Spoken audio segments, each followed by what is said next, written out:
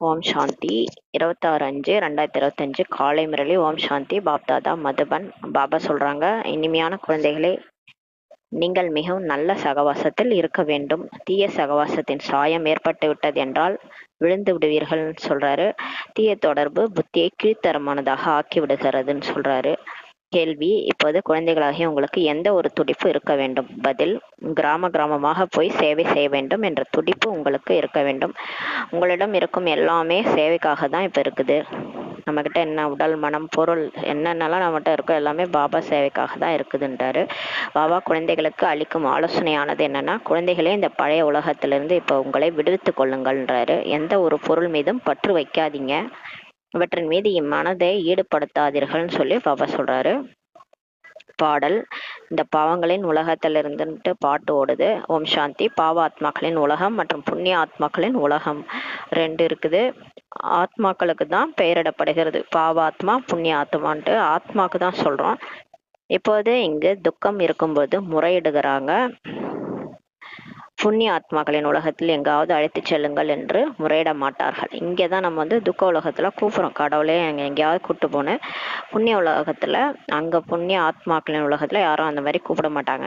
இதை யாரோ பண்டிதர் அல்லது சன்னியாசி அல்லது சாஸ்திரவாதி ஆகியோர் ஒன்றும் கூறுவதில்லை என்பதை குழந்தைகளாகிய நீங்கள் புரிந்துள்ளீர்கள்.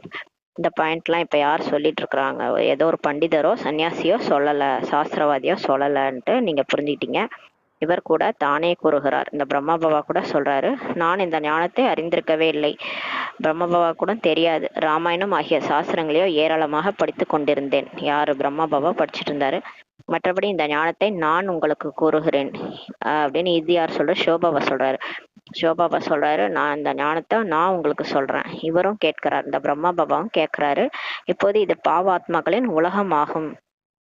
இது உலகமே இப்போ பாவ ஆத்மாக்கள் தான் இருக்கிறாங்க. புண்ணிய ஆத்மாக்களுக்காக இவர்கள் வாழ்ந்து போயிருக்கிறார்கள் என்று மட்டுமே கூறுவார்கள். அவ்வளவுதான் சொல்றாரு. புண்ணிய ஆத்மாக்கள்னா இந்த லட்சுமி நாராயணன் இவங்களாம் புண்ணிய ஆத்மாக்கள், அவங்களாம் ஒரு காலத்துல வாழ்ந்துட்டு போயிருக்கிறாங்கன்ட்டு சொல்லுவாங்க. அவ்வளவுதான். பூஜை செய்துவிட்டு வந்து விடுவார்கள். சிவனுக்கு பூஜை செய்துவிட்டு வருவார்கள். குழந்தைகளாகிய நீங்கள் இப்போது யாருக்கு பூஜை செய்வீர்கள் கேட்கிறாரு. உயர்ந்ததிலும் உயர்ந்தவர் பகவான் சிவன் ஆவார் என்பதை நீங்கள் அறிந்துள்ளீர்கள். அவர் கீழ்ப்படிதலுள்ள தந்தையா, ஆசிரியரா? கீழ்ப்படிதலுள்ள குரு ஆவார். கூடவே அழைத்து செல்வதற்கான உத்தரவாதம் வேறு எந்த ஒரு குரு போன்றோர் அளிக்க முடியாது. நம்மளும் இப்ப நிறைய பக்தி மார்க்கத்துல போனோம், நிறைய குரு கிட்ட போனோம். அவங்க அவங்க இறந்துட்டாங்கன்னா அவங்க மட்டும் போயிடுவாங்க, நம்மளையுமா கூட்டு போவாங்க? யாருமே எந்த உத்தரவாதம் கேரண்டி கொடுத்ததே கிடையாது. இப்ப பாபா சொல்றாரு, நம்மளை கூடவே கூட்டு போறேன்றார். அது கூட அவர்கள் எல்லோரையும் அழைத்து செல்வார்களா என்ன? குரு கூட எல்லா சிஷ்யர்களை கூட எல்லாரையுமே அழைச்சிட்டு போவாங்களா? போக மாட்டாங்க. இப்போது நீங்கள் முன்னால் அமர்ந்துள்ளீங்க. பாபாவுக்கு முன்னாடி நம்ம உட்கார்ந்துருக்கிறோம். இங்கிருந்து உங்களுடைய வீட்டிற்கு சென்ற உடனேயே கூட நீங்கள் மறந்து விடுவீர்கள்ன்றாரு. இந்த ஞானம் இங்க கேட்கும் போது நல்லா புரியும், அப்புறம் வீட்டுக்கு போனோடனே மறந்துடுவோன்றாரு. இங்க நேரடியாக கேட்கும்போது ஆனந்தமாக இருக்கும். அந்த முரளி மதுபன்ல கேட்கும்போது ஆனந்தமா இருக்கும். குழந்தைகளை நல்ல முறையில படியுங்கள் என்று தந்தை அடிக்கடி கூறுகிறார். இதில் கவனக்குறைவாக இருக்காதீர்கள் சொல்றாரு. தீய சகவாசத்தில் மாட்டிக்கொள்ளாதீர்கள்னு சொல்றாரு. இல்லை என்றால் இன்னும் கீழ்த்தரமான புத்தியுடையவர்களாக நீங்க ஆகிருவீங்க. நாம் என்னவாக இருந்தோம், என்ன பாவம் செய்தோம் என்பதை குழந்தைகள் அறிந்துள்ளார்கள்ன்றாரு. இப்போது நாம் இந்த தேவதைகளாக ஆகிறோம். இந்த பழைய உலகமே இப்ப முடிய போகிறதுன்றாரு. இப்போ நம்ம தேவதைகளா ஆகிட்டு இருக்கிறோம். இந்த பழைய உலகமே இப்ப முடிய போகுது. பிறகு இங்க இருக்கும் வீடுகள் பற்றி என்ன அக்கறை கொள்ள வேண்டியுள்ளதுன்றாரு. உலகமே அழிய போகுது, அப்புறம் இங்க இருக்க வீடை பத்தி எதுக்கு அக்கறை? இந்த உலகத்தில் இருக்கும் அனைத்தையும் இப்ப மறக்க வேண்டும், இல்லை என்றால் தடைகள் ஏற்படுத்தும்ன்றாரு. மனசுலதான் புத்தியில தடையை ஏற்படுத்தும். அந்த விஷயம் ஞாபகம் வரும். பாபா நினைக்க முடியாது, இங்க இருக்கிற விஷயமே ஞாபகம் வரும். இதில் மனம் ஈடுபடுவதே இல்லை.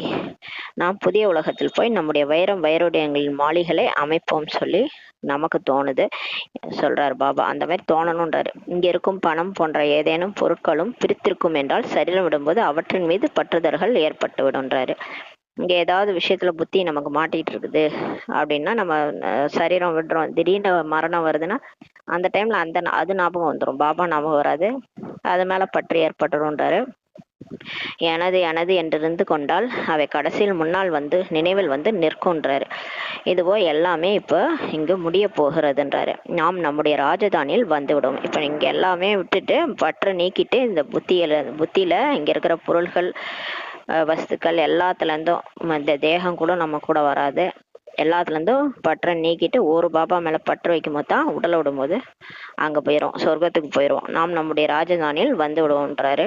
இதன் மீது என்ன மனதை ஈடுபடுத்த வேண்டியுள்ளதுன்னு கேட்குறாரு.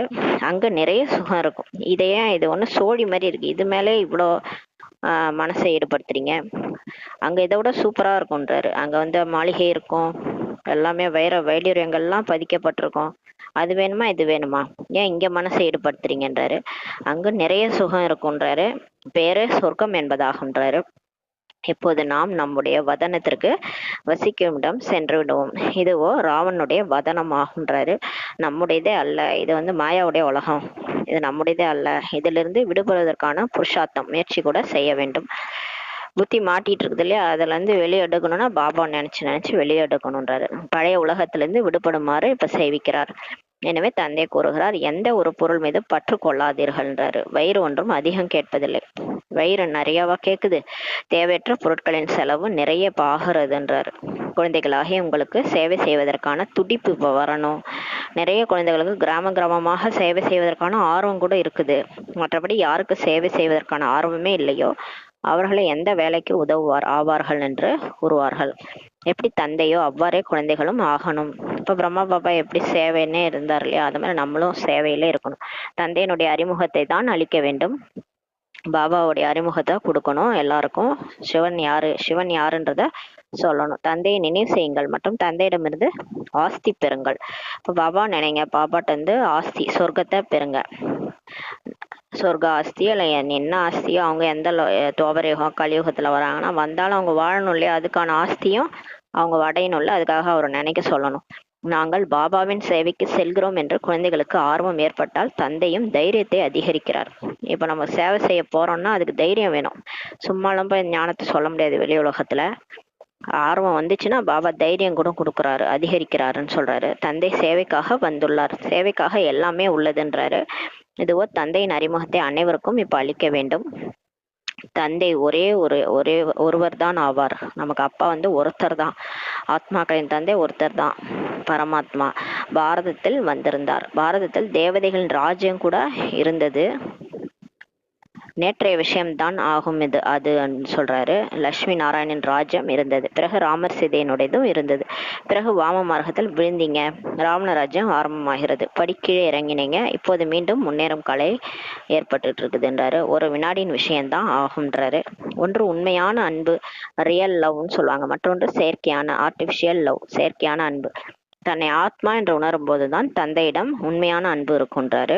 குழந்தைகளாகிய உங்களுக்கு இந்த உலகத்தின் மீது ஆர்டிபிஷியல் செயற்கையான அன்பு இருக்கிறதுன்றது. இதுவோ முடிய போகிறது இல்லையா. சேவை செய்பவர்கள் ஒருபோதும் பசியால் இறக்க மாட்டாங்க. யார் சேவை செய்யறாங்களோ அவங்க பசியால் இறக்க மாட்டாங்கன்ற. எனவே குழந்தைகள் சேவையில் ஆர்வம் கொள்ளணும். உங்களுடைய ஈஸ்வரிய சேவை மிஷன் மிகவும் சுலபமானதுன்றாரு. தர்மம் எப்படி ஸ்தாபனை ஆகிறது என்பது யாருக்குமே தெரியாது. நம்மளுடைய சேவை வந்து ஈஸ்வரிய மிஷன் வந்து ஈஸியானது. இப்போ தர்மம் ஸ்தாபனை ஆயிட்டு இருக்குல்ல, அது வந்து எப்படி ஸ்தாபனை ஆகுதுன்னு யாருக்கும் தெரியாது. கிறிஸ்து வந்தார், கிறிஸ்துவ தர்மத்தை ஸ்தாபித்தார். தர்மம் வளர்ந்து கொண்டே சென்றது. அவருடைய வழிப்படி நடந்து கீழே இறங்கி கொண்டேதான் வந்தார்கள். இப்போது குழந்தைகளாகிய நீங்கள் ஆத்ம உணர்வுடையவரா ஆகணும், தேகி அபிமானி ஆகணும்ன்றாரு. அரைக்கல்பமாக நீங்க ராவண ராஜ்யத்துல நாங்கள் தந்தையே மறந்துட்டோம்ட்டு சொன்னீங்க. இப்போது தந்தை வந்து நம்மளை விழிப்புற செய்துள்ளார். நம்ம 2500 வருஷம் மறந்துட்டோம் கடவுளை, இப்போ வந்து நம்மளை விழிப்புற செய்துள்ளார். பாபா கூறுகிறார், நாடகப்படி நீங்கள் விழ வேண்டியே இருந்ததுன்னு சொல்றாரு. உங்களுடைய குற்றம் கூட இல்லைன்றாரு. அதாவது மாயாவசம் ஆகி நம்ம இந்த மாதிரிலாம் இறங்கணும்னு இருக்குது டிராமால. நம்ம அந்த 5 விகாரத்துக்கு வசப்பட்டு இப்படி ஆயிட்டோம். அது நம்மளுடைய குற்றம் கூட இல்லைன்றாரு இது வரைக்கும். ஆனா இனிமே மாறிக்கணும்.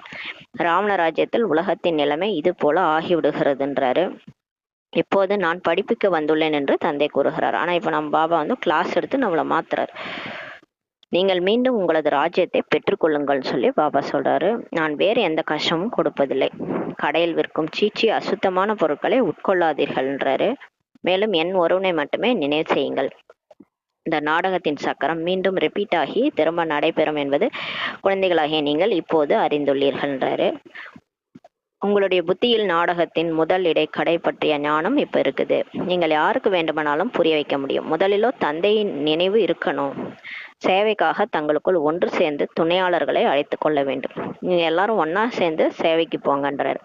தாய்மார்களை கூட அழைத்து வர வேண்டும். இதில் பயப்படுவதற்கான எந்த விஷயமும் கிடையாதுன்றார். பயப்படாதீங்கன்றார். தைரியமா போய் புரிய வைங்க. வெளியில படங்கள் ஆகியவை எல்லாமே உங்களுக்கு கிடைக்கும்ன்றாரு. உங்களது சேவை அதிகமாகிடும். போக போக உங்க சேவை அதிகமாயிடும். கூறுவார்கள், நீங்கள் போய் விடுகிறீர்கள் சொல்லுவாங்களாம் வெளியில இருக்கிறவங்க. நீங்க போயிடுறீங்க, பிறகு எங்களுக்கு யார் கற்பிப்பார்கள்னு கேட்பாங்களாம். அந்த மாதிரி ஒரு காலம் வரப்போகுது. அவங்க எங்களுக்கு முரளி எடுங்கன்னு சொல்லுவாங்களாம். நீங்க போயிடுறீங்க, எங்களுக்கு யார் சொல்லி கொடுப்பாங்கன்னு கேட்பாங்களாம். கூறுங்கள், நாங்கள் சேவை செய்வதற்கு தயாராக இருக்கிறோம்ட்டு சொல்லுங்க. வீடு ஆகியவற்றிற்கு ஏற்பாடு செய்யுங்கள். அவங்கள வீடு ஏற்பாடு பண்ண சொல்லுங்க. சென்டர் ஓப்பன் பண்ணா, கீதா பாடசாலை ஓப்பன் பண்ணா நம்ம போய் கிளாஸ் எடுக்கலாம்னு சொல்லுங்க. அநேகருக்கு நன்மை செய்வதற்கான கருவி நீங்க ஆகிடுவீங்கன்றாரு. நீங்க ஏன் பயப்படுறீங்க? போக போக சேவை அதிகரிக்கும்ன்றாரு. எல்லாருக்கும் நன்மை செய்யக்கூடிய கருவியா நீங்க ஆகிடுவீங்கன்றாரு. தந்தை சேவைக்கான ஊக்கமும் இப்ப ஊட்டுகிறார். குழந்தைகளிடம் தைரியம் இருக்கிறது என்றால் சேவையும் அதிகரிக்கிறது. தைரியமா இருந்தாதான் சேவையும் நமக்கு கிடைக்கும் இல்லையா? இது ஒன்றும் மேலா திருவிழா அல்ல. 10-15 நாட்கள் மேலா நடந்தது, பிறகு முடிந்து விட்டது என்பதல்லன்னு சொல்றாரு. இந்த மேளாவோ நடந்து கொண்டே தான் இருக்கும். அது கும்பமேளா 10-15 நாள் நடக்கும், முடிஞ்சுது, அந்த மாதிரி கிடையாது. இந்த மேளாவோ நடந்து கொண்டே தான் இருக்கும். இது ஆத்மா பரமாத்மாவின் சந்திப்பு மேளா. இது நடந்துகிட்டே தான் இருக்கும். இங்க ஆத்மாக்கள் மற்றும் பரமாத்மாவின் சந்திப்பு நடக்கிறது. எதற்கு தான் உண்மையான மேளா என்று கூறப்படுகிறது. மேலான சந்திப்பு இதுவோ இப்போது நடந்து கொண்டுதான் இருக்கிறது. சேவை முடிந்து விடும் பொழுது மேளாவும் முடிந்து போயிடும். நமக்கு எப்ப பாபா நம்மளும் வராரு, சந்திக்கிறாரு, நம்ம எல்லாம் சந்திச்சு ஞானத்தை கேட்குறோம். எப்ப இந்த சேவை முடியுதோ அப்போ மேளாவும் சந்திப்பும் முடிஞ்சிடும். நாடகப்படி குழந்தைகளுக்கு சேவையில் மிகுந்த இப்ப ஆர்வம் இருக்க வேண்டும், ஆர்வம் வேண்டும்ன்றாரு. டிராமா படி இப்ப சேவை செய்யறதுல ஆர்வம் இருக்கணும். எல்லையில்லாத தந்தையிடம் இருக்கும் ஞானம் குழந்தைகளின் புத்தியில் இப்ப இருக்குது. உயர்ந்ததிலும் உயர்ந்த தந்தை மூலமாக நாம் எவ்வளவு உயர்ந்தவராக இப்ப ஆக்கி கொண்டு வந்துள்ளோம். இது போல நம்மிடம் நாமே உரையாட வேண்டும். தங்களுக்குள் செமினார் கருத்தரங்கு கூட நடத்த வேண்டும். பாபாவிடம் ஆலோசனை பெற்று சேவையில் ஈடுபட்டு விடுங்கள். ஏதாவது உதவி தேவைப்பட்டால் அன்பு மணமகனாக யார் இருக்கிறாரு? சிவபாபா இருக்கிறார். அவர் அமர்ந்துள்ளார். உதவி வேணும்னா அவரை கேளுங்க. இவை எல்லாமே நாடகத்தில் பொருந்தியுள்ளது. கவலைப்பட வேண்டிய எந்த விஷயம் கிடையாது. நீங்க பயப்படுற மாதிரியோ கவலைப்படுற மாதிரியோ எந்த விஷயமும் இல்லை என்றால் ஸ்தாபனை எப்படி ஆகும்? ஏன்னா இது அவரோட காரியம் இல்லையா? அவர் நடத்திட்டு இருக்காரு, நம்ம ஏன் கவலை பண்ணோம்? அதனால அவர் எல்லாமே அவர் பண்ணிக்க போறாரு. ஸ்தாபனை எப்படி ஆகும்? 2வது இந்த விஷயம் இருக்கிறது. செய்பவர் அடைவார். இன்னும் யார் செய்யறாங்களோ அவங்க அடைவாங்க. இப்போது குழந்தைகளாகிய நீங்கள் கல்புத்தியிலிருந்து வைரம் போல ஆகறீங்கன்னு சொல்றாரு. தந்தை ஞானத்தின் மூலம் அந்த அளவுக்கு பண்புடையவர்களாக இப்ப நம்மளை ஆக்குகிறார். மாயை பிறகு மூக்கை பிடித்து பின்வாங்குமாறு செய்து விடுகிறதுன்றாரு. குழந்தைகளாகிய நீங்கள் மிகவும் நல்ல சகவாசத்துல இருக்க வேண்டும். தீய தொடர்பின் சாயம் பட்டு விடும் பொழுதுதான் விழுந்து விடுவீர்கள். பாபா திரைப்படம் ஆகியவற்றுக்கு பார்ப்பதற்கு தடை விதிக்கிறார். சினிமா பார்க்க தடை விடுக்கிறார். யாருக்கு பயாஸ்கோப் திரைப்படத்தை பார்க்கும் பழக்கம் ஏற்பட்டு விடுகிறதோ அவர்கள் பதீதமாக தூய்மையற்ற நிலை ஆகாமல் இருக்கவே முடியாதுன்றாரு. இங்கு ஒவ்வொருவருடைய செயல்களும் கூட டர்ட்டியாக அசுத்தமாக உள்ளது. பெயரே வைஷாலியம் என்பதாகுன்றாரு. கலியுகத்தை சொல்றாரு. தந்தை சிவாலயத்தை ஸ்தாபனை செய்து கொண்டிருக்கிறார். வைஷாலயத்திற்கு முழுமையாக நெருப்பு இப்ப பிடிக்க போகிறதுன்றாரு. கும்பகர்ணன் போன்ற அசுர உறக்கத்தில் இப்ப உறங்கி கொண்டிருக்கிறாங்க. அவங்க கடைசியா தான் எழுந்திருப்பாங்க. விநாசம் நடக்கும்போது சிலர் அப்பதான் அவங்களுக்கு 3வது கண்ணே ஓப்பன் ஆகும்.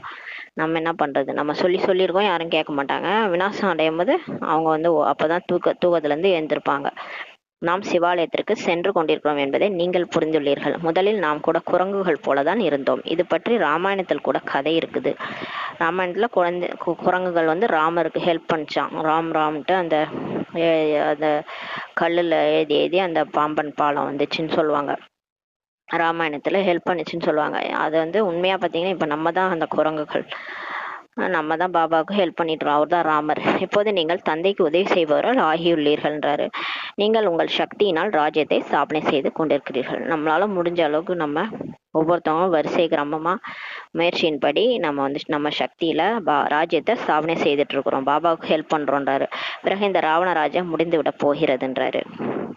நம்ம ராஜ்யம் ஃபுல்லா ஸ்தாபனை ஆயிடுச்சுன்னா அவ்வளவுதான், அந்த ராவண ராஜ்யம் முடிஞ்சிடும். குழந்தைகளாகிய உங்களுக்கு அநேக விதமான யுக்திகளை கூறிக்கொண்டேதான் இருக்கிறாரு. யாருக்கும் தானமே செய்யவில்லை என்றால் பலன் எப்படி கிடைக்கும்? முதலாக 10-15 பேருக்கு வழி கூறிய பிறகுதான் உணவே உட்கொள்ள வேண்டும் சொல்றாரு. அத்தனை பேருக்கு போய் ஞானத்தை சொல்லுங்க, புரிய வைங்க, எவ்வளோ பேர் துக்கத்துல இருக்கிறாங்கன்றாரு. முதலில் சுபகாரியம் செய்துவிட்டு வாருங்கள், இதில் தான் உங்களுக்கு நன்மை உள்ளதுன்றாரு. எந்த ஒரு தேகதாரையும் நினைவு செய்யாதீங்க, இதுவோ பதீதமான தூய்மையற்ற உலகமாகும். பத்தித பாவனரான ஒரு தந்தையை நினைவு செய்தீர்கள் என்றால் பாவன உலகத்திற்கு இப்ப அதிபதி ஆகிடுவீங்க சொல்றார் பாபா. அந்துமதி சோகதி, கடைசியில் புத்தி எவ்வாறோ அவ்வாறே எதிர்கால கதியும் ஆகிருன்றாரு. எனவே யாராவது ஒருவருக்கு இறை செய்தி அழித்து விட்டு பிறகு உணவை உட்கொள்ள வேண்டும் சொல்றாரு. அந்த ஜானகிதாதி சொல்லுவாங்களாம், அன்னைக்கு யாருக்காவது போயிட்டு ஞானம் சொல்லிட்டு வந்தா சாப்பாட்டுலயே கை வைப்பாங்களாம். அந்த மாதிரி பாபா சொல்லியிருக்காரு முறையில், அதனால தான் அவங்க அதை கடைப்பிடிச்சிருக்காங்க பொழுது. யாராவது ஒருவருக்கு இறை செய்தி அழித்து விட்டு தான் பிறகு சாப்பாடே சாப்பிடணும். தந்தையை நினைவு செய்வதால் அந்த அளவு உயர்ந்தவராக ஆகி விடுவீர்கள் என்பதையே நீங்கள் எல்லோருக்கும் கூறிக்கொண்டே இருங்கள் சொல்றாரு. இப்ப கடவுளை நினைங்க, கடவுள் நினைச்சா நீங்க உயர்ந்தவரா ஆயிடுவீங்கன்ட்டு எல்லாருக்கும் சொல்லிட்டே இருங்க. வெறும் பாபாவோட அறிமுகம் மட்டும் கொடுங்க, ஞானம் ஃபுல்லா சொல்லணும்னு கூட அவசியம் கிடையாது. யாருக்கு என்ன வேணுமோ அதை கொடுத்தா போதும். நாடி பார்த்து ஞானம் சொல்லணும், எல்லா ஞானத்தையும் சொல்லணும் அவசியம் இல்லை. நல்லது. இனிமேல் இனிமையான காணாமல் போய் வெகுகாலம் கழித்து கண்டெடுக்கப்பட்ட குழந்தைகளுக்கு தாய் தந்தை பாப்தாதாவின் அன்பு நினைவுகள் மற்றும் காலை வணக்கம். ஆன்மீக குழந்தைகளுக்கு ஆன்மீக தாய் தந்தையின் நமஸ்காரம். நாம் ஆன்மீக குழந்தைகள் ஆன்மீக தாய் தந்தைக்கு நமஸ்காரம். இரவு வகுப்பு இருக்குது 17/3/1968. எப்போதுமே எங்காவது சொற்பொழிவு நிகழ்த்த வேண்டி இருக்கிறது என்றால் தங்களுக்குள் ஒன்று சேர்ந்து 2-4 முறை ஒத்திகை ரிகர்சல் பாருங்கள்ன்றாரு.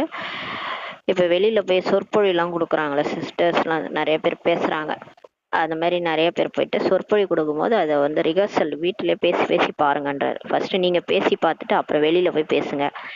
2-4 முறை ஒத்திகை பாருங்கன்றாரு. பாயிண்ட்ஸ் குறிப்புகளை சேர்ப்பது, திருத்துவது ஆகியவற்றை செய்து சொற்பொழிவு தயாரிங்கள்ன்றாரு. இப்போ பாபா நிறைய பாயிண்ட்ஸ் சொல்றாரு, அதெல்லாம் எழுதி வைக்கணும், அதெல்லாம் சேர்த்து வைக்கணும், அப்புறம் திருத்தணும், அப்புறம் நீங்களே அதெல்லாம் சேர்த்து தயார் பண்ணி நீங்களே சொற்பொழிவு ஒன்று தயாரிங்கன்றாரு. பிறகு துல்லியமான சொற்பொழிவு நிகழ்த்துவீர்கள், அப்பதான் நீங்க சூப்பரா அக்யூரேட்டா இருக்கும் உங்களோட வார்த்தைகள்னு சொல்றாரு. அப்ப வெளியில நீங்க பேசும்போது கரெக்டா பேசுவீங்க. முக்கியமாக ஒரு விஷயத்தில் கீதையின் பகவான் பற்றி நீங்கள் வெற்றி அடைந்து விட்டீர்கள் என்றால் முக்கியமான தலைப்பு என்னன்னா கீதையின் பகவான் தான். அது யார், உண்மையில சிவன் தான் கீதையின் பகவான் அப்படின்றத ப்ரூஃப் பண்ணணும். அதுல மட்டும் நீங்க வெற்றி அடைஞ்சிட்டீங்கன்னா எல்லா விஷயங்களிலும் உங்களுக்கு வெற்றி ஏற்பட்டு விடுன்றாரு. இதற்கு மாநாடு ஆகியவையோ நடக்கும் தானேன்றாரு. விருட்சம் அவசியம் வளர்ந்து கொண்டே போக வேண்டி உள்ளது என்பதை புரிந்து கொண்டே செல்வார்கள். அப்புறம் எல்லாருக்கும் தெரிஞ்சிடும். அப்ப இது விருட்சம் தானே, இது கல்ப விருட்ச மரம்ன்றது முழு உலக மரம் தானே, இது அவசியம் வளர்ந்துட்டே போகுன்றது எல்லாரும் புரிஞ்சுக்குவாங்க. மாயின் புயல்களோ எல்லாரையும் தாக்குது. ஆனா நம்ம பிகே ஆனதுமே எல்லாருக்குமே பிரச்சனை வருது. எல்லாருக்குமே அந்த 5 விகாரத்தினுடைய புயல் அடிக்குது மனசுக்குள்ளார. அந்த பழைய சம்ஸ்காரம் பழைய சுபாவம் எல்லாம் தடையா நிக்குது சேவையில. அதனால அது எல்லாருக்குமே வருதுன்றார். எல்லாரையும் தாக்குது. பாபா நான் காமத்தின் அடி வாங்கி விட்டேன் என்று பெரும்பாலும் எழுதுறாங்களாம், குழந்தைகள் எழுதுறாங்க. இதற்கு தான் சேமித்த சம்பாத்தியத்தை இல்லாமல் ஆக்கிவிடுவது என்று கூறப்படுகிறதுன்னு சொல்றாரு. காமத்துல விழுந்தா இவ்வளவு நாள் ஞானம் கேட்டது, சக்தி எடுத்தது, அமிர்த வேலை யோகா பண்ணது எல்லாமே போயிருன்றாரு. சேமித்த சம்பாத்தியம் எல்லாமே இல்லாமல் போயிருன்றாரு. அந்த பரமபதம் விளையாடும் போது அதுல ஒரு பெரிய பாம்பு இருக்கும் பாருங்களேன், இவ்வளவு தூரம் மேல ஏறிக்கும். மேல இருந்து அந்த ஒரு பாம்புல மாட்டணும்னு வச்சுக்கோங்களேன், கீழே கொண்டாந்து விட்டுரும். அது மாதிரிதான் இந்த காம விகாரம் தேக அபிமானன்றது நம்மள ஒண்ணுமே இல்லாம ஆக்கிருன்றாரு. கோபப்படுவது ஆகிய செயல்கள் செய்தார்கள் என்றால் கொஞ்சம் நஷ்டம் ஏற்பட்டு விட்டது என்பார்கள். அது ஒரு சின்ன பாம்பு மாதிரி கோபப்படுறது கொஞ்சம் கொஞ்சம் நஷ்டமாயிடும்ன்றாரு. இதற்காக தான் புரிய வைக்க வேண்டி உள்ளது. காமத்தின் மீது வெற்றி அடைந்து ஜெகஜித் உலகத்தை வென்றவர்களாக ஆகிறீர்கள். யார் இந்த காமத்தை வெல்றாங்களோ அவங்கதான் உலகத்தை வென்றவர்களாக ஆகிறாங்கன்றாரு. காமத்தில் தோற்று போகும்போது தோல்வி ஆகிறதுன்றாரு. காமத்தில் தோற்று விடுபவர்களுக்கு அவர்கள் சேமித்த சம்பாத்தியமே இல்லாமல் போய்விடுகிறதுன்றாரு. தண்டனை ஏற்பட்டு விடுகிறது. அப்புறம் தண்டனை வந்துடும். குறிக்கோள் மிகவும் உயர்ந்தது ஆகுன்றாரு. எனவே மிகவும் எச்சரிக்கை கொள்ள வேண்டி இருக்கிறது. நம்மளுடைய குறிக்கோளே பெரிய குறிக்கோள். லட்சுமி நாராயணன் ஆகிறதுனா சாதாரண விஷயமே கிடையாது. தேவதை ஆகிறது, தேவதையே ஆகிறது. சொர்க்கத்துக்கு போறதுனாலே சாதாரண குறிக்கோள் கிடையாது, உயர்ந்த குறிக்கோள். எனவே ரொம்ப எச்சரிக்கை கொள்ள வேண்டியிருக்கிறதுன்றாரு. 5000 வருஷங்களுக்கு முன்பேயும் நமக்கு அரசாட்சி கிடைத்திருந்தது என்பதை குழந்தைகளாகிய நீங்கள் அறிந்துள்ளீர்கள். இப்போது மீண்டும் தெய்வீக ராஜதானி ஸ்தாபனையாகி கொண்டிருக்கிறது. இந்த படிப்பினால் நாம் அந்த ராஜதானிக்கு செல்கிறோம். எல்லாமே படிப்பை பொறுத்தது ஆகுன்றாரு. படிப்பு நல்லா நம்ம படித்தோன்னா தான், இந்த முரளியை பொறுத்து தான் எல்லாமே, நம்ம படிக்கிறத பொறுத்து தான் நம்மளுடைய ராஜதானி அங்கே உருவாகுதுன்றாரு. படிப்பு மற்றும் தாரணையினால் தான் தந்தைக்கு சமமானவர் ஆவீர்கள். படிக்கணும், அதை வாழ்க்கையில கொண்டு வரணும், நடைமுறையில கொண்டு வந்து குணங்கள்லாம் மாறணும். அப்பதான் நம்ம பாப் சமான் ஆக முடியுன்றாரு. எத்தனை பேரை தனக்கு சமானமானவராக ஆக்கினீர்கள் என்பது தெரிய வரும் வகையில் ரெஜிஸ்டர் கூட வேண்டுமல்லவா, பதிவேடு கூட வேண்டுமல்லவா. நம்ம மாறணும் ஃபர்ஸ்ட், அப்புறம் நமக்கு சமமா எல்லாரையும் மாத்தணும். அப்ப நம்மள மாதிரி தான் நம்மளுடைய ராஜதானியும் இருக்கும். அதனால சொல்றேன், நீங்க ஃபர்ஸ்ட் மாறணும், நீங்க ரெஜிஸ்டர் வைங்க, சார்ட் வைக்கணும். சார்ட் வச்சாதான் நம்ம மாறுவோம், நம்ம மாறினாதான் நம்ம கூட இருக்கிறவங்களும் மாறுவாங்க. எந்த அளவு அதிகமாக தாரணை செய்வீர்களோ அந்த அளவே இனிமையானவரா ஆவீங்கன்றாரு. எந்த அளவுக்கு அந்த முரளியை தாரணை பண்றீங்களோ அவ்வளோக்கு அவ்வளோ நீங்க வந்து வாழ்க்கையில கொண்டு வரும்போது பாபா மாதிரியே இனிமையானவரா ஆயிடுவீங்கன்றாரு. மிகவும் லவ்லி அன்பான குழந்தைகள் வேண்டும் பாபாக்குன்றாரு. மனிதர்கள் முக்தியில் செல்ல வேண்டும் என்று எந்த நாளுக்காக மிகுந்த முயற்சி செய்கிறார்களோ அந்த நாள் குழந்தைகளாகிய உங்களுக்கு இன்று வந்து விட்டுள்ளதுன்றாரு. எல்லாரும் இந்த வாழ்க்கையில இருந்து விடுதலை வேணும், முக்தி வேணும், எனக்கு வாழ்க்கையை பிடிக்கலன்ட்டு போறாங்க. சாது சன்னியாசிகள்லாம் காட்டுக்கு போய் முயற்சி செய்யறாங்க முக்தியில போறதுக்கு. ஆனா அந்த நாள் எந்த நாளுக்காக முயற்சி பண்றாங்களோ அந்த நாள் நமக்கு வந்துருச்சு. ஏன்னா நம்ம கடவுளே கிடைச்சிட்டாரு, எல்லாத்துல இருந்து விடுபட்டுட்டோம் இல்லையா. அவரை பார்த்தோன்னே அவர் நமக்கு என்ன பார்வையாலே எல்லாத்தையும் நம்மள வந்து விடுபட வச்சுட்டாரு. எவ்வளவு சந்தோஷமா இருக்கு. அவர் மட்டும்தான் நமக்கு, இப்ப அவரை வச்சுதான் நம்ம வாழ்ந்துட்டு இருக்கிறோம். அதனால சொல்றாரு, அந்த டைம் வந்து உங்களுக்கு வந்துருச்சு. தந்தை அனைவருக்கும் ஒட்டுமொத்தமாகவே முக்தி, ஜீவன் முக்தி இப்ப அளிக்கிறார். நமக்கு மட்டும் இல்ல, எல்லாருக்குமே. யாருக்கு முக்தி வேணுமோ அவங்களுக்கு முக்தி, யாருக்கு ஜீவன் முக்தி வேணுமோ அவங்களுக்கு ஜீவன் முக்தி கொடுக்கிறார். யார் தேவதையாக ஆவதற்காக புருஷார்த்தம் செய்கிறார்களோ அவர்களே ஜீவன் முக்தியில் வருவாங்க. இப்ப பாபா ஒரு சொல் பேச்சு கேட்டு ஸ்ரீமத் படி நடந்து தேவதை ஆகணும்னு யார் முயற்சி செய்யறாங்களோ அவங்கதான் சொர்க்கத்துல வருவாங்க, ஜீவன் முக்தியில் வருவார்கள்.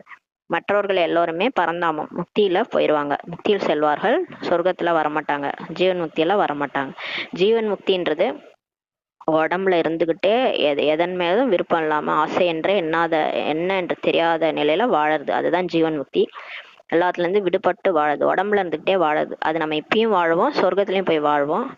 அவங்க மற்றவங்க எல்லாம் வந்து விடுபட மாட்டாங்க இல்லையா, அதனால இப்பயும் வாழ மாட்டாங்க, சொர்க்கத்திலயும் வரமாட்டாங்க. கணக்கு மிக சரியாக கூற முடியாதுன்றாரு. ஒரு சிலர் இங்க இருக்கவும் செய்வாங்க. எல்லாருமே விநாசம் டைம்ல எல்லாரும் போயிட மாட்டாங்க, ஒரு சிலர் இங்கேயே இருப்பாங்க. விநாசத்தின் சாட்சாத்காரம் இங்க பார்ப்பாங்க செய்வார்கள்ன்றாரு. விநாசம் நடக்கும்போது இங்க எல்லாத்தையும் பார்ப்பாங்க சிலர்ன்றாரு. சிலர் உடம்பு விட்டு போயிடுவாங்க பாபா கூடயே, சிலர் இங்கே இருப்பாங்க. இந்த இன்பகரமான நேரத்தையும் பார்ப்பீர்கள்ன்றாரு. சொர்க்கம் வர காட்சியை நீங்க பார்ப்பீங்கன்றாரு. ஒவ்வொரு விஷயத்திலும் புருஷார்த்தம் முயற்சி செய்ய வேண்டியிருக்கிறது. அப்படியும் அல்ல, நினைவில் அமர்ந்து விட்டீர்கள் என்றால் வேலை ஆகிவிடும் என்பதல்லன்றாரு. சரி, நான் அப்படியே ஒரு யோகா மட்டும் பண்ணிட்டு இருக்கிறேன் அப்படின்லாம் அப்படிலாம் கிடையாதுன்றாரு. அதை மட்டும் பண்ண முடியாது, வீடு கிடைத்து விடும் அப்படிலாம் கிடையாதுன்றாரு. வெறும் யோகா மட்டும் பண்ணிட்டு இருந்தோம்னாலாம் வேலை ஆகாதுன்றாரு. அதோ நாடகத்தில் என்ன இருக்கிறதோ அதுவே நடக்கிறதுன்றாரு. ஆசை வைக்க கூடாது, புருஷார்த்தம் முயற்சி செய்யவும் வேண்டியிருக்கும். மற்றபடி நாடகத்தில் என்ன புரிந்திருக்கிறதோ அதுவே தான் நடக்கும்ன்றார். இனி போக போக உங்களுடைய விருத்தி உள்ளுணர்வு கூட சகோதரனுடையதாக ஆகிவிடும். போக போக நம்மளோட உள்ளுணர்வு எல்லாரையும் பார்க்கும்போது நமக்கு எல்லாரையும் நம்ம ஆத்மாவா பார்ப்போம். எல்லாருமே நம்மளுடைய சகோதரன், பிரதர்ஸ்ன்னு தான் தோணும். போக போக நமக்கு அந்த மாதிரி பார்வை உள்ளுணர்வு எல்லாம் மாறிடும்ன்றாரு. நம்ம வந்து ஆணா பார்க்க மாட்டோம், பெண்ணா பார்க்க மாட்டோம், யாரையும் விரோதியா பார்க்க மாட்டோம், எதிரியா பார்க்க மாட்டோம். ஏன்னா நம்ம வந்து அவங்கள ஆத்மாவா பார்க்க ஆரம்பிச்சிருவோம்னு சொல்றாரு. எந்த அளவு புருஷார்த்தம் முயற்சி செய்வீர்களோ அந்த அளவு அந்த விருத்தி உங்களுக்கு இருக்குன்றாரு. பாபா நினைச்சு நம்ம எல்லாரும் பாபாவுடைய குழந்தைகள்னு பார்க்க ஆரம்பிச்சிட்டோம்னா நம்மளோட உள்ளுணர்வு மாறிடும்ன்றாரு. நாம் அசரீரியாக வந்திருந்தோம், 84 ஜென்மத்தின் சக்கரம் இப்போ முடிவடைந்தது. இப்போது கர்மாதி நிலையில் செல்ல வேண்டும் என்று தந்தை கூறுகிறார். நம்ம வரும்போது தனியா தான் வந்தோம், யாரு கூடயும் வரல, தனியா மேலேருந்து புள்ளியா தான் வந்தோம். 84 பிறவி ஜன்மம் எடுத்தோம், சக்கரம் முடிஞ்சிருச்சு. இப்போ கர்மாதித்தை அடைஞ்சு கர்ம கணக்கெல்லாம் முடிச்சுட்டு போகணும் மேலே. கணக்கெல்லாம் முடிங்கன்றாரு. இன்னும் கணக்கு வழக்கெல்லாம் எதுக்கு வச்சிட்டு இருக்கீங்க, முடிச்சுட்டு மேலே போகணுன்ட்டு பாபா சொல்றாரு. உண்மையில் நீங்கள் யாரிடமும் சாஸ்திரங்கள் பற்றி விவாதிக்க வேண்டிய அவசியமே இல்லை சொல்றாரு. நீங்க போயிட்டு ராமாயணம் மகாபாரதம் இதெல்லாம் பொய் அப்படிலாம் சொல்லி யார்ட்டையும் போய் விவாதம்லாம் பண்ணாதீங்க. பாபா என்ன சொல்றாரோ அதை மட்டும் சொல்லுங்க. முக்கியமான விஷயமே நினைவு மற்றும் படைப்பினுடைய முதலிடை கடையை பற்றி புரிந்து கொள்ள வேண்டியது ஆகுன்றார். முக்கியமான விஷயம் பாபா நினைக்கணும் அவரோட படைப்பினுடைய ஒரு சிருஷ்டி சக்கரத்துடைய முதல் இடைக்கடை ரகசியத்தை புரிஞ்சிக்கணும். அவ்வளவுதான். சக்கரவர்த்தி ராஜா ஆக வேண்டும். இந்த சக்கரத்தை மட்டுமே புரிந்து கொள்ள வேண்டும். இதற்கு தான் ஒரு வினாடியில் ஜீவன் முக்தி என்ற பாடல் கூட இருக்கிறது. குழந்தைகளாகி உங்களுக்கு ஆச்சரியம் ஏற்பட்டிருக்க கூடும். அரைக்கல்பம் பக்தி நடக்கிறது. சிறிதளவு கூட நமக்கு ஞானமே இல்லை பக்தியில. ஞானம் இருப்பதே தந்தையிடம்தான். தந்தை மூலமாக தான் அறிந்து கொள்ள வேண்டியுள்ளது. அவன் அருளால் அவன் தாழ் வணங்கி, இந்த மாதிரி அவர் வந்துதான் இந்த ஞானத்தை கொடுக்குறார். குழந்தைகளே, இதெல்லாம் ஒரு நாடகம். நீங்க நடிச்சிட்டு இருக்கிறீங்க. நீங்க தனியா தான் வந்தீங்க, தனியா தான் போவீங்க. 84 பிறவி முடிஞ்சிருச்சு, இப்ப போய் ஆகணும். இதெல்லாம் நடிப்பு. இந்த கர்ம கணக்கு எல்லாத்தையும் உடைங்க. இதெல்லாத்தையும் உடைச்சிட்டு மேல வாங்கன்னு கூப்பிடுறாரு. நமக்கு தெரியாம இங்கே உட்காந்துட்டு இருக்கிறோம். இப்ப அவர் மூலமா தான் அவர் அந்த அறிவு எல்லாம் நமக்கு கிடைக்குது. இந்த ஞானம்லாம். இந்த தந்தை எவ்வளவு அசாதாரணமானவர், அன்காமன். எனவே கோடியில் ஒருவர் தான் இப்ப வெளிப்படுகிறார். இது சொல்றது எல்லாரும் புரிஞ்சுக்க மாட்டாங்க இல்லையா? யாராவது ஒருத்தவங்க தான் வெளிப்படுறாங்க. அந்த ஆசிரியர்கள் இவ்வாறு கூறுவார்களா என்ன? அவரோ நானே தந்தை, ஆசிரியர், குரு ஆவேன் என்று கூறுகிறார். இந்த சிவபாபா சொல்றார், நானே தான் தந்தை, ஆசிரியர், குருன்னு சொல்றாரு. அந்த ஆசிரியர்கள் ஸ்கூல்ல இருக்கிறாங்களோ அந்த சாதாரண ஆசிரியர்கள் அவங்க சொல்ல மாட்டாங்க. எனவே மனிதர்கள் கேட்டு ஆச்சரியப்படுவார்கள். எனது ஒருத்தரே தந்தை, ஆசிரியர், குருவா அப்படின்ட்டு ஆச்சரியப்படுவாங்க. பாரதத்தை மதர் கண்ட்ரி, தாய்நாடு என்று சொல்றாங்க. பாரதத்தை தாய்நாடுன்னு சொல்றாங்க. ஏன் மற்ற நாடெல்லாம் தாய்நாடுன்னு சொல்ல வேண்டியதானே? பாரதத்தை மட்டும் தாய்நாடுன்னு சொல்றாங்க. ஏனெனில் அம்பிகையின் பெயர் மிகவும் பிரசித்தமானது. அம்மனுக்கு விழாக்கள் கூட நிறைய நடக்கிறது. ஏன்னா தாய் மாதாஸ் தான் அதிகம். பாபா தான் அந்த மாதாஸ் உருவாக்குறாருல, அவங்க தலையில தான் கலசத்தை வைக்கிறாரு. அதனால அம்மனுக்கு விழாக்கள் கூட நிறைய நடக்கிறது. அம்பா, அம்மா என்பது இனிமையான வார்த்தை ஆகுன்றாரு. அம்பானாலே இனிமையான வார்த்தை ஆகும். சிறிய குழந்தைகள் கூட தாயை நேசிக்கிறார்கள் அல்லவா? சின்ன குழந்தைங்க கூட அவங்க அம்மாவை தானே பிடிக்கும். ஏனெனில் தாய் உணவூட்டி பராமரிக்கிறார். அதனால்தான் அவங்க அம்மா பிடிக்குது. இப்போது அம்பாவிற்கு தந்தை கூட வேண்டும் அல்லவா? இவரோ தத்தெடுக்கப்பட்ட பெண் குழந்தை ஆவார். இந்த மம்மா இருக்காங்கல்ல, அவங்கதான் அம்பா, ஜெகதாம்பா. அவங்களுக்கு தான் அவ்வளவு கோயில் இருக்கு. அவங்க கூட நம்மளாம் மாஸ்டர் மம்மா மாதிரி. அவங்க ஞானத்தை அவ்வளவு புரிய வச்சாங்க எல்லாருக்கும். அதிகமா புரிய வச்சதே அவங்கதான். அவங்கதான் அந்த 350 குழந்தைகளை பாலனை பண்ணது. இவரோ தத்தெடுக்கப்பட்ட பெண் குழந்தை அவருன்னு சொல்றாரு. இவருக்கு கணவனோ கிடையாது. அவர் அவங்க 12 வயசு 14 வயசுலயே சரண்டர் ஆனாங்க. அவங்களுக்கு கல்யாணம்லாம் ஆகல. பிரம்மா பாபா மூலமா சிவபாபா தத்தெடுத்திருக்கிறாரு அந்த பெண் குழந்தைய. அவங்கதான் அம்பா. அவருக்கு கணவனா கிடையாது. இது புது விஷயமாகும் அல்லவான்னு சொல்றாரு. பிரஜாபிதா பிரம்மா அவசியம் தத்தெடுத்து கொண்டேதான் இருப்பார் இல்லையா? இப்ப எல்லாரையும் தான் தத்தெடுத்துட்டு இருக்கிறாரு. விட்டார் அவரு சிவபாபா. எல்லாரையும் தத்தெடுத்துட்டு இருக்கிறாரு. இந்த எல்லா விஷயங்களையும் தந்தை தான் குழந்தைகளாகியவங்களுக்கு இப்ப புரிய வைக்கிறார். எவ்வளவு மேலா திருவிழாக்கள் நடக்கின்றன. பூஜை கூட ஆகிறது.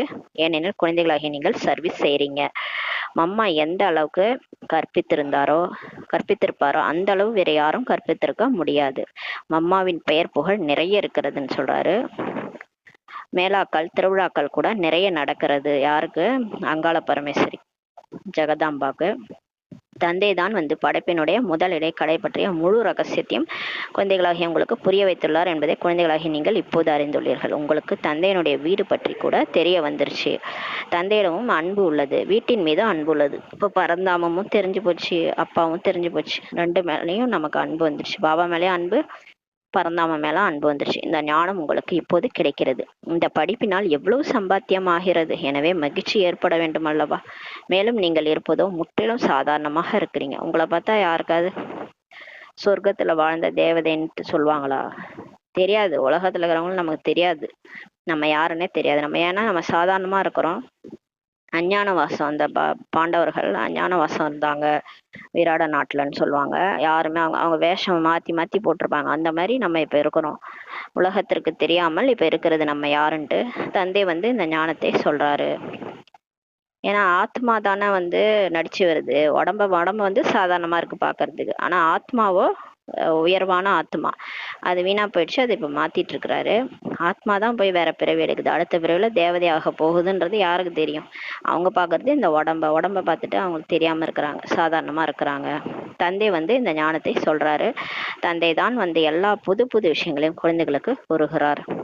எல்லையில்லாத படிப்பின் மூலம் புது உலகமே இப்ப அமைகிறது. பழைய உலகத்தின் மீது வைராக்கியம் இப்ப ஏற்பட்டு வருகிறது. குழந்தைகளாகிய உங்களுக்குள் ஞானத்தின் குஷி கூட இருக்குது. தந்தை மற்றும் வீட்டை நினைவு செய்ய வேண்டும். வீட்டிற்கோ எல்லோருமே இப்ப செல்ல வேண்டிதான் உள்ளது. குழந்தைகளே, நான் உங்களுக்கு முக்தி, ஜீவன் முக்தியின் ஆசையை அளிக்க வந்துள்ளேன் என்று தந்தையோ எல்லாருக்கும் சொல்வார் அல்லவா? எல்லாருக்கும் தான் சொல்வார், நமக்கு மட்டுமா சொல்வாரு? பாபா எல்லாருக்கும் சொல்றாரு. பிறகு ஏன் நீங்க மறந்துடுறீங்கன்னு சொல்லி நம்மள கேக்குறாரு. நான் உங்களுடைய எல்லில்லாத தந்தையாவேன், ராஜயோகம் கற்பிக்க வந்துள்ளேன்னு சொல்லி சொல்றாரு. பெண், நீங்கள் ஸ்ரீமத் படி நடக்க மாட்டீங்களா என்ன அப்படின்னு கேக்குறாரு நம்மள. நான் எவ்வளோ சொல்லிட்டு இருக்கிறேன்ல, நான் தான் உங்களுடைய அப்பா, ராஜயோகம் கற்பிக்க வந்திருக்கிறேன். அப்புறம் ஏன் நான் சொல்ற வழிப்படி நடக்க மாட்டீங்களா? ஸ்ரீமத் படி நடக்க மாட்டீங்களா என்ன? பிறகு மிகுந்த நஷ்டம் ஏற்பட்டுடும். என் பேச்சு கேட்கலினா எல்லையில்லாத நஷ்டம், அதாவது 84 பிறவிக்கு நஷ்டம் ஏற்பட்டுடும். அப்புறம் குய்யோமியோன்னு கத்திட்டு இருக்க வேண்டியதுதான். மிகுந்த நஷ்டம் ஏற்பட்டுடும்ன்றாரு. தந்தையின் கையை விட்டு விட்டீர்கள் என்றால் சம்பாத்தியத்தில் நஷ்டம் ஏற்பட்டு விடும்ன்றாரு. பாபா கையினா பாபாவோட கை வந்து ஸ்ரீமத். ஸ்ரீமத்தை விட்டுட்டோம்னா சம்பாத்தியத்துல நஷ்டம் ஏற்பட்டுடும். நல்லது, குட் நைட், ஓம் சாந்தின்னு சொல்லி முடிக்கிறாரு. தாரணைக்கான முக்கிய சாரம். ஃபர்ஸ்ட் பாயிண்ட், இந்த உலகத்தில் இருப்பது அனைத்தையுமே இப்ப மறந்துடணும். தந்தைக்கு சமானமாக கீழ்ப்படிதல் உள்ளவராகி சேவையும் செய்ய வேண்டும். அனைவருக்கும் தந்தையின் அறிமுகத்தை அளிக்க வேண்டும். 2வது பாயிண்ட், இந்த பதித தூய்மையற்ற உலகத்தில் தீய சகவாசத்திலிருந்து நம்மை நாமே காத்து கொள்ள வேண்டும். கடையில் கிடைக்கும் அசுத்தமான உணவை உட்கொள்ளவே கூடாது. திரைப்படம், பயாஸ்கோப் பார்க்கவே கூடாதுன்னு சொல்றாரு. வரதானம், திரிகால தரிசி எனும் நிலை மூலமாக வீண் கணக்கை அழித்துவிட்டு சதா வெற்றி முத்தி ஆகுகின்ற வரதானம் கொடுக்குறாரு. திரிகால தரிசினா 3 காலத்தையும் தரிசிக்க கூடியவங்க. இப்ப இந்த செயல் நான் செய்யறேன்னா இது நாளைக்கு என்ன பாதிப்பு வரும்ன்றதை யோசிச்சு செய்யணும். யோசிக்காம பண்ணோம்னா அதன் மூலமா கணக்கு வழக்கு எகிரிக்கிட்டே போகும். அந்த மாதிரி ஒவ்வொரு எண்ணமும் சொல்லும் செயலும் யோசிச்சு முடிவு பண்ணுங்க. யோசிச்சு நினைங்க, யோசிச்சு பேசுங்க, யோசிச்சு செய்யுங்க. ஏன்னா இது பாதிக்கும், அடுத்த நாளைக்கு பாதிக்கும். இது 3 காலத்தையும் உணர்ந்து செய்யுங்கன்றாரு. திரிகாலதரிசி நிலை மூலமாக வீண் கணக்கை அழிச்சிட்டு சதா வெற்றி முத்தி ஆகுகன்ற வரதானம் கொடுக்குறாரு. முன்னாடிலாம் யோசிக்காம பேசுவோம். யார் மனசையா எப்படியா கஷ்டப்பட்டனா நமக்கு என்ன, நல்லா 4 திட்டு திட்டினா அதோட முடிஞ்சிடுச்சு, நம்ம ரொம்ப சந்தோஷமா போய் தூங்குவோம். ஆனா அது நாளைக்கு வந்து பெரிய பிரச்சனையா வெடிக்கும். அப்பதான் நம்ம கஷ்டப்படுவோம், ஐயோ நம்ம அன்னைக்கு அந்த மாதிரி பேசிடக்கூடாது அப்படின்ட்டு.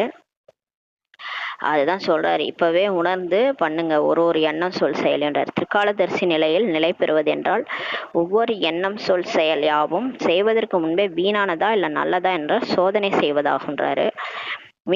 வீணாக இருப்பேன் ஒரு நொடியில் பன்மடங்கு நஷ்டம் ஏற்படும். ஏதாவது வேஸ்டா பண்ணின்னு இருக்கிறீங்க, நீங்க ஒரு எண்ணமோ இல்ல சொல்லோ செயலோ வேஸ்ட் பண்ணிட்டு இருக்கிறீங்கன்னா அது ஒரு செகண்ட்ல பன்மடங்கு நஷ்டத்தை ஏற்பட்டுரும். ஏன்னா இப்ப செய்யற எல்லாமே வந்து பதிவாகுது, 5000 வருஷத்துக்கு பதிவாகுது நம்ம பண்ற ஒரு செயலும். ஏன்னா இது சங்கமேகம். நீங்க நல்லது பண்ணீங்கன்னா அப்படியே பன்மடங்கு லாபம், நீங்க கெட்டது பண்ணீங்கன்னா பன்மடங்கு நஷ்டம் அப்படி சொல்றாரு. இதனால் செய்த வருமானம் யாவும் மறைஞ்சிரும். எனவே ஒரு காலத்தை மட்டும் பார்த்து செயல்படுவதை விடுத்து திரிகாலதரிசி முக்காலத்தையும் உணர்ந்து நிலையில் நிலை பெற்று செய்தால் வீண் என்பது அழிந்தே போகும். சதா வெற்றி முத்தி ஆகிடுவீங்கன்னு சொல்லி சொல்றாரு. ஸ்லோகன், புகழ் பெருமை சாதனங்களின் தியாகமே மிக உயர்ந்த தியாகமாகும். நான் வந்து ஒயிட் ட்ரெஸ் போட்டுட்டேன், இந்த உணவுலாம் விட்டுட்டேன், பாபா சொல்ற ஸ்ரீமத் படி கரெக்டா நடக்கிறேன், அது எல்லாமே தியாகம்தான், அது நல்லதுதான்.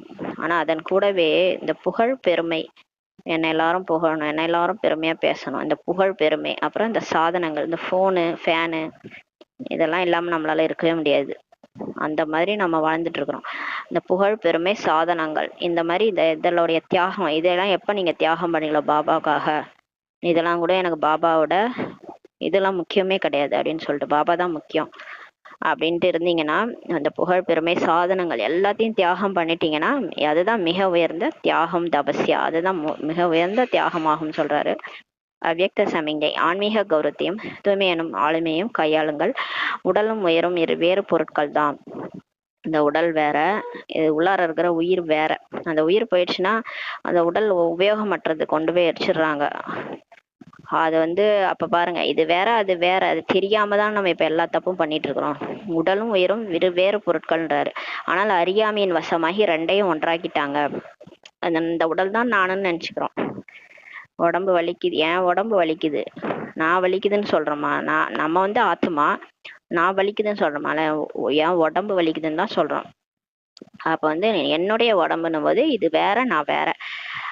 இது எனக்கு கிடைச்சிருக்கிற இன்ஸ்ட்ருமெண்ட், இதன் மூலமா இப்ப நடிச்சிட்டு இருக்கிறேன், அதனால இதுக்கு வந்து வலிக்குது. அப்படி எனக்கு வலிக்கல, ஆனா எனக்கு வலிக்குது வலிக்குதுன்னு நம்ம சொல்லிட்டு இருக்கிறோம். அந்த உடம்புக்கு தான் வலிக்குது. அது அறியாமையின் வசமாகி ரெண்டையும் ஒன்றாக்கிட்டாங்கன்றாரு. எனது என்பதை நான் என்று புரிஞ்சுக்கிட்டாங்க. எனது என்பதை நான்னு புரிஞ்சுக்கிட்டாங்க. ஏன் தலை அப்படின்னா சொல்றோம், தலை நான் சொல்றோம், அந்த தலையா நான் வந்து ஆத்மா தான், நான் அந்த தலை நான் கிடையாது. அது மாதிரி என் தலை வலிக்குது எல்லாமே நம்ம வந்து எனக்கு வலிக்குதுன்றத வந்து நான் வலிக்குது அப்படின்னு நம்ம சொல்ல மாட்டோம், நான் வலிக்குதுன்னு சொல்ல மாட்டோம், எனக்கு வலிக்குதுன்னு தான் சொல்லுவோம். அது எனக்கு அந்த தலை வலிக்குது அப்படின்னா என்னுடையது அந்த தலை, அது வலிக்குது அப்படிதான் சொல்றோம். அப்ப வந்து அது நானே கிடையாது. அதை புரிஞ்சுக்கணும். அதை புரிஞ்சுக்காம அறியாமையினால பேசிட்டு இருக்கிறோம். இந்த தவறுனாலேயே இத்தனை மன இறுக்கம் வருது, இதனாலதான் இவ்வளவு பிரச்சனைன்னு சொல்லிட்டாரு. இப்ப இந்த உடம்ப நான் நினைச்சுக்கணும்னு போனதால்தான் இவ்வளோ டிப்ரெஷன், இவ்வளோ பிரச்சனை, மன இறுக்கம், துக்கம், அமைதியின்மை எல்லாமே வந்தது காரணம் இந்த உடம்பு நான்னு நீங்க நினைச்சுக்கிறது தான். அதனாலதான் எல்லாரையும் போட்டு டார்ச்சர் பண்ணி எல்லா ஆத்மாவுக்கும் துக்கம் கொடுக்குறீங்க. எதனால துக்கம் கொடுக்குறீங்க? இந்த உடம்பு தான் நான் நினைச்சுக்கின்னு எல்லாரையும் டார்ச்சர் பண்ணிட்டு இருக்கிறீங்க. அதனால்தான் எல்லா ஆத்மாக்களுக்கும் துக்கம் கொடுக்குறீங்க. மன இறுக்கம், துக்கம், அமைதியின்மை எல்லாமே உருவாயிற்று. அவ்வாறே இந்த தூய்மையின்மையும் மறதியும் சூத்திர சம்ஸ்காரமே அன்றி பிராமணரதே அல்லன்றாரு. அதே மாதிரியே இந்த தூய்மை இல்லாம நம்ம இருக்கிறது, பாபாவை மறக்கிறது, இது எல்லாம் எந்த சம்ஸ்காரம்னா கலியுக சம்ஸ்காரம், சூத்திர சம்ஸ்காரம், நம்மளது இல்லை. பிகேஸோடைய சம்ஸ்காரமே இது இல்லைன்றார். பிகேஸோட சம்ஸ்காரம் பாபா மறக்கிறதே கிடையாது, பாபா எப்பயுமே நினச்சிட்டு இருக்கணும் தான் பிகேஸோட சம்ஸ்காரம். பிகேஸ்ன்னு வந்து நான் மறந்துட்டேன், நான் பாபா மறந்துட்டேன்னு சொன்னீங்கன்னா அப்போ நீங்கள் பிகேவே இல்லைன்றார். நீங்கள் வந்து நான் பிகே. அது மாதிரி தூய்மை இல்லாமல் இருக்கிறோன்னா நம்ம நான் பிகேவே கிடையாது. இதனையும் எனது என்று புரிந்ததால் மாய்க்கு வசமாகி இன்னல் அடைகின்றீர்கள் சொல்றாரு. எல்லாத்தையுமே என்னதுன்னு நினச்சிக்கிறதுனால தான் நீங்கள் மாயாவுக்கு வசமாயிடுறீங்க. அதனால தான் உங்களுக்கு துன்பம் வர வழியே கேட்டே அதான், அந்த அதனால தான் துன்பம் அடையிறீங்கன்னு சொல்லி பாபா சொல்றாரு. ஓம் சாந்தி. நன்றி பாபா, நன்றி ராமா, நன்றி பரிவாரம்.